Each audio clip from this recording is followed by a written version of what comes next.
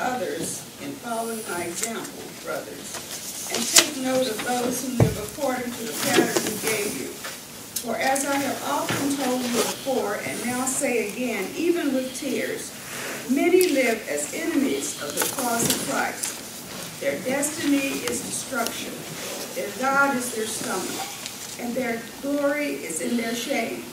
Their mind is on earthly things, but our citizenship is in heaven, and we eagerly await a Savior from there, the Lord Jesus Christ, who by the power that enables him to bring everything under his control will transform our lowly bodies so that they will be like his glorious body. Therefore, my brothers, you whom I love and long for, my joy and crown, that is how you should stand firm in the Lord, dear friends. The word of the Lord.